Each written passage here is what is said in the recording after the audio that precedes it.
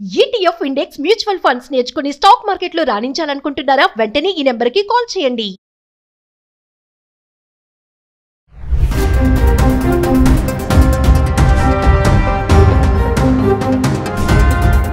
నమస్తే, welcome back to Suman TV. Present మనతో పాటు ఉన్నారు అనలిస్ట్ మందరి కృష్ణారెడ్డి గారు. నమస్తే సార్. నమస్తే అమ్మ.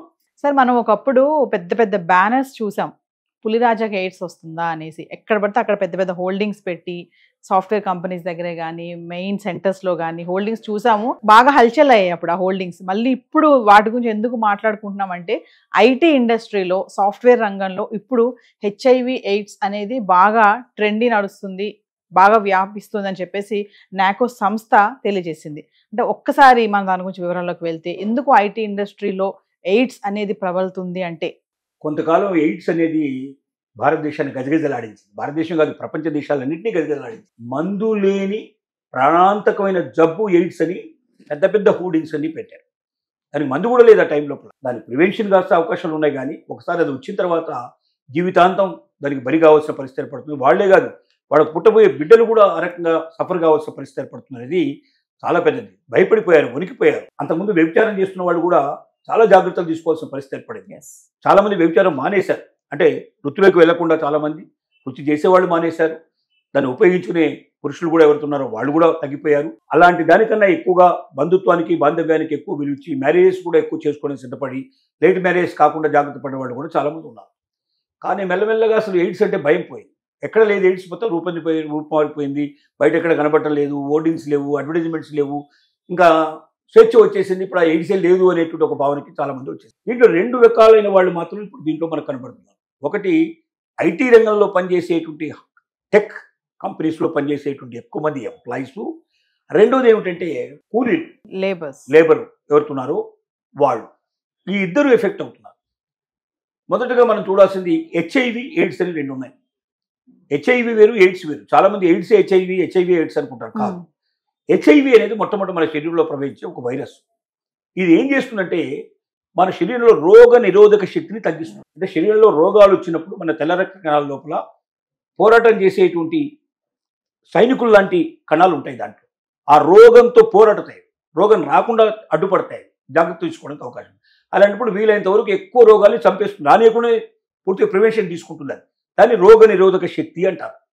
ఈ రోగ నిరోధక శక్తిని పూర్తిగా తగ్గించేసి సులభంగా శరీరంలోకి రోగాలు ప్రవేశించడానికి అవకాశం కల్పించేదాన్ని హెచ్ఐవి అంటారు. ఈ హెచ్ఐవి తర్వాత లాస్ట్ స్టేజ్ ఏమిటంటే, అంటే హెచ్ఐవి పూర్తిగా మన శరీరంలో పాకిపోయి మన దగ్గర తెల్ల రక్త కణాలు పనిచేయని పరిస్థితి ఏర్పడి అసలు మనకు పోరాటమే చేయలేని పరిస్థితి ఏర్పడి రోగాల ఏ దానికైనా మనం డోర్ తీసి ఓపెన్, ఏ చిన్న రోగమైనా జ్వరం కానీ దగ్గు కానీ ప్రతి ఒక్కటి ప్రవేశించి అక్కడి నుంచి ఎంత పెద్ద రోగమైనా మన శరీరంలో ప్రవేశించడానికి. ఎందుకంటే రోగ నిరోధక శక్తి మన దగ్గర లేనప్పుడు ఏ రోగమైనా ప్రవేశిస్తుంది. అన్ని రోగాలు ప్రవేశించడం అంటే ఇక మన జీవితం అసలు దేనికి పనికి రాకుండా పోయే పరిస్థితి ఏర్పడుతుంది. అలాంటి సందర్భం వచ్చినప్పుడు, పూర్తిగా అయినప్పుడు రకరకాల క్యాన్సర్లు, రకరకాలైనటువంటి జబ్బులు మన శరీరంలో ప్రవేశిస్తాయి. అది ఎయిడ్స్. అంటే మన శరీరంలో ఉండే ఏ భాగాన్ని పనిచేయడానికి వీలు లేకుండా పూర్తిగా మనం నిర్వీర్యం చేసేసి మన బలాన్నంతా తీసేసి మనం మరుగుజ్జులాగా పడిపోయే పరిస్థితి, ఈ దేనికి పనికిరాని పరిస్థితిలో ఉండడానికి అన్ని సంసార సుఖాలన్నింటినీ తెలియజేయాల్సిన పరిస్థితి, రేపొద్దున బిడ్డలు పుడితే ఆ బిడ్డలు కూడా ఇది వ్యాపించే పరిస్థితి, ఇలాంటి స్థితికి తీసుకొస్తుంది మనిషిని. అది ఎయిడ్స్ అనేటువంటి మొదటి స్టేజ్. రెండో స్టేజ్. ఈ మొదటి స్టేజ్లో ఉన్నప్పుడే దాన్ని ఆపడానికి మార్గాలు చాలా ప్రివెన్షన్ తీసుకున్నారు, చాలా ప్రివెన్షన్ కంట్రోల్ అయింది. ఇప్పుడు ఏం జరుగుతుందంటే ఐటీ రంగాన్ని మనం తీసుకుందాం. ఐటీ రంగం లోపల విపరీతమైన జీతాలు ఉండడం వల్ల డబ్బులు లక్షల కొద్ది సంపాదించే అవకాశాలు ఏర్పడ్డాయి. కొన్ని ఖర్చు కూడా అదే రకంగా పెట్టడం ప్రారంభించారు. ఎక్కడైతే ఐటీ పెద్దగా కేంద్రాలు ఎక్కడైతే ఉన్నాయో అక్కడ రెంట్స్ విపరీతంగా ఉంటాయి. వాళ్ళు ఒక పెద్దది ఒక మామూలుగా ఉండడానికి ఒక చక్కటి పోర్షన్ తీసుకోవాలన్నా కూడా దాంట్లో 50% శాలరీస్కి 50,000 నుంచి 1 lakh దాకా ఓన్లీ రెంట్కే పోయే పరిస్థితులు ఏర్పడుతున్నాయి. హాస్టల్స్ లాంటివి కూడా అక్కడ 30,000, 40,000, 50,000 రూపాయలు ఛార్జ్ చేసే పరిస్థితులు ఏర్పడుతున్నాయి. రెండోది ఏంటంటే చాలామంది దీంట్లో లేట్ మ్యారేజ్ చేసుకోవడం, తొందరగా పెళ్లిళ్ళు చేసుకోకపోవడం, లేట్గా మ్యారేజ్ చేసుకోవడం జరుగుతుంది. లేట్గా మ్యారేజ్ చేసుకున్నప్పుడు మరి అప్పటిదాకా శారీరకంగా ఇవాళ రేపు ఏంటంటే, ఒకప్పుడు చిన్న వయసులో మ్యారేజ్ చేసేవాళ్ళు. చిన్న వయసులో మ్యారేజ్ చేయడం వల్ల ఏంటంటే కోరికలు ఏమైనా బయలుదేరినా కూడా వాటిని తీర్చుకోవడానికి ఒక అవకాశం స్త్రీకి పురుషుడికి భగవంతుడు కల్పించారు. మన కాన్స్టిట్యూషన్ కూడా కల్పించింది. కానీ 18 years లోపల మ్యారేజ్ చేసుకోవడానికి వీల్లేదని చెప్పినప్పుడు కొంత పురుషులైతే 21 years దాకా మ్యారేజ్ చేసుకోవడానికి వీల్లేని చట్టాలు వచ్చిన తర్వాత అక్కడితో ఆగట్లేదు. చదువులు అయ్యేప్పటికే దాదాపు 20-25 ఏళ్ళు 25 years దాకా చదువులకే పడుతుంది. ఆ తర్వాత ఏదైనా ఉద్యోగంలోకి వెళ్ళి సెటిల్ కావాలంటే ఇంకొక 5 ఏళ్ళు దాకా పడుతుంది. 30 ఏళ్ల తర్వాతనే పెళ్లి గురించి ఆలోచించే పరిస్థితి కానీ 30 లోపలే పెళ్లి గురించి ఆలోచించే పరిస్థితి తప్పలేదు. ఈ 25-30 ఏళ్ళు అంటే నీకు 15 ఏళ్ళకే ఊహ వచ్చే పరిస్థితి. ఇవాళ మొబైల్ ఫోన్లు ప్రతి ఒక్కరి చేతిలో ఉన్నాయి. ఇట్లా క్లిక్ చేయగానే రకరకాలైనటువంటి ఫోన్ వీడియోస్ అట్లాంటివన్నీ విపరీతంగా వచ్చే అవకాశాలు ఉన్నాయి.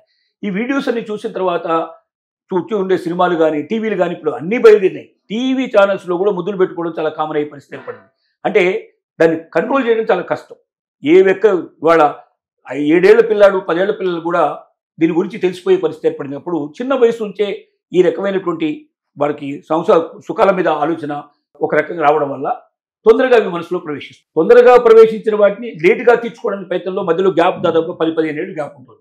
ఈ 10-15 ఏళ్ళు దీన్ని తీర్చుకోవడం ఎట్లాగన్నప్పుడు వాళ్ళకి కనిపించినట్టు మంచి ఆలోచన ఏంటంటే కో లివింగ్ రిలేషన్షిప్ అనేది ఒక కొత్తగా పద్ధతి కనిపెట్టారు. ఏంటి, ఒకే ఆఫీసులో పనిచేసేవాళ్ళు కానీ ఒకే రంగంలో పనిచేసేవాళ్ళు కానీ ఒక అమ్మాయి ఒక అబ్బాయి కానీ ఒక అబ్బాయి 2 అమ్మాయిలు కానీ 2 అబ్బాయిలు ఒక అమ్మాయి కానీ ఇలా రకరకాల 2, 3, 4 వీలైతే ఇంకా పెద్ద గ్రూపు వాళ్ళ సైజుని బట్టి వాళ్ళ సంఖ్యను బట్టి ఎంత సైజు తీసుకోవాలో ఒక పెద్ద బిల్డింగో లేకపోతే ఒక మంచి పోర్షన్లో తీసేసుకొని దానికి ఎంతైనా వాళ్ళు అడ్వాన్స్ పే చేసి తీసుకొని చక్కగా వంట మనుషులు వాళ్ళని పెట్టుకొని వాళ్ళు లేదా వాళ్ళే స్వయంగా ఒకరికొకరు సహకారం చేసుకుంటూ పనులు చేసుకుంటూ అలా జీవన విధానాన్ని ఏర్పరచుకున్నారు. మరి అక్కడితోటి ఆగిపోయే అవకాశం ఉందా? ఒకసారి ఒకే రకంగా కోలివింగ్ అనేది ఎప్పుడైతే స్టార్ట్ అయిందో ఒకరి గురించి ఒకరు గమనించుకోవడం మొదలవుతుంది, ఒకరి మీద ఒకరి ఆకర్షణ పెరగడం మొదలవుతుంది. దాన్ని తీర్చుకోవడానికి కూడా ఆటోమేటిక్గా స్వేచ్ఛా స్వాతంత్రాలు ఉంటాయి. ఎవరు వాళ్ళు వచ్చి అడిగేవాళ్ళు లేరు. పెద్దవాళ్ళ భయభక్తులు వాళ్ళకి ఏమి ఉండవు. అక్కడ సంపాదన చేస్తున్నారు. ఎప్పుడైతే సంపాదన ఆర్థిక స్వాతంత్రం వచ్చిందో మనుషుల మీద ఆటోమేటిక్గా పెద్దవాళ్ళకి సంబంధించిన పెత్తనం తగ్గిపోతుంది. ఎందుకంటే గట్టిగా అంటే వాడే అసలు డబ్బులు పంపించకుండా ఆపేసేస్తే వాళ్ళకి రావాల్సిన డబ్బులు కూడా రాకుండా పోతాయని భయం ఉంటుంది వాళ్ళకి. స్వతంత్రం ఉంది, నాకేం సంబంధం లేదు, నేను స్వతంత్రంగా బతుకుతానని చెప్తే మనం ఏం చేస్తాం? అందువల్ల స్వేచ్ఛకు వదిలిపెట్టారు. ఈ స్వేచ్ఛా స్వాతంత్రాలు పెరిగిన ఐటీ నిపుణులు చేస్తున్న పని ఏమిటంటే వాళ్ళు కో లివింగ్ రిలేషన్షిప్ లోపల విపరీతమైనటువంటి శృంగార కోరికలు కూడా తీర్చుకునేటువంటి పరిస్థితి ఏర్పడింది. వాళ్ళు ఒక బ్యాచే కాకుండా బ్యాచ్లు మార్చుకోవడం కూడా పెడతారు. ఈ రూమ్లోంచి వీళ్ళు అందులోకి వెళ్ళిపోతారు, ఆ రూమ్లో వాళ్ళు ఈ రూమ్లోకి వస్తారు. ఇలాగా కో లివింగ్ రిలేషన్ లోపల ఎంతమందినైనా మార్చుకునే అవకాశాలు వాళ్ళకి ఏర్పడుతున్నాయి. అంటే పెళ్లి కాకముందే తమ కోరికలన్నీ తీర్చుకొని సంతృప్తి పడటం, రెండవది తమ డబ్బులు కూడా అందరు కలిసి పంచుకోవడం, వాళ్ళ ఖర్చులన్నీ కలిసి పంచుకోవడం, ఇలా చేసుకోవడం వల్ల సంతోషంగా ఉన్నాం, ఆనందంగా ఉన్నాం. 30 ఏళ్ల తర్వాత 35 ఏళ్ల తర్వాత ఎవరో అప్పుడు నచ్చిన వాళ్ళు లేకపోతే అవకాశాలు ఉన్నవాళ్ళు పరిస్థితిని బట్టి పెద్దలు చూసిన సంబంధం ఏదో ఒకటి చేసుకొని స్థిరపడతాం. పెళ్ళి అనేది పిల్లల్ని కనడానికే తప్ప పెళ్ళి అనేది సంతోషానికి ఆనందానికి కాదు సూచన అనే భావానికి వచ్చి ఈ పరిస్థితి తీసుకుంటున్నాం. కాబట్టి ఐటీ రంగం లోపల విపరీతమైన హెచ్ఐవి పెరిగిపోయింది. ఎందుకంటే స్వేచ్ఛగా ఉండటం వల్ల ఈ జాగ్రత్తలు కూడా తీసుకునే వ్యక్తులు చాలా తక్కువ. ఈ జాగ్రత్తలు తీసుకోకపోవడం వల్ల ఏమవుతుందంటే ఆటోమేటిక్గా హెచ్ఐవికి దారితీస్తుంది, హెచ్ఐవి ఎయిడ్స్కు దారితీస్తుంది. కాబట్టి ఇప్పుడు ఎయిడ్స్ పెరుగుతోంది. ఎక్కడ పెరుగుతోంది, ఏ రంగాల్లో పెరుగుతుందని చెక్ చేస్తే 2 రంగాల్లో పెరుగుతుందో కనబడుతుంది. ఒక రంగం ఐటీ రంగం అనేది క్లారిటీ వచ్చింది. ఇక రెండో రంగం ఏంటంటే రోజు కూలీలు, లేబరు ఇట్లాంటి వాళ్ళు ఉన్నారు. ఈ కింది వర్గాల్లో నిమ్న వర్గాల్లో ఉండే పరిస్థితి ఏంటంటే వాళ్ళు సంచార జీవులు, ఒక దగ్గర ఉండరు, స్థిరంగా రకరకాల ప్లేస్లో తిరుగుతూ ఉంటారు. ఎక్కడ పని ఉందంటే అక్కడికి వెళ్ళిపోతారు. లేడీస్ ఒకవైపు పనికి వెళ్తారు, మగవాళ్ళు ఇంకో దగ్గర పనికి వెళ్ళిపోతారు. పెళ్లి కాని పిల్లలు కూడా పనికి వెళ్తుంటారు. అక్కడ ఏమవుతుందంటే వాళ్ళ గ్రూప్ లీడర్స్ లాంటి వాళ్ళు, మేస్త్రీలు అంటారు, లీడర్స్ లాంటి వాళ్ళు, ఇలాంటి వాళ్ళు అడ్వాంటేజ్ తీసుకుంటారు. దాంతోపాటుగా పనిచేసే యజమానులు అడ్వాంటేజ్ తీసుకుంటారు.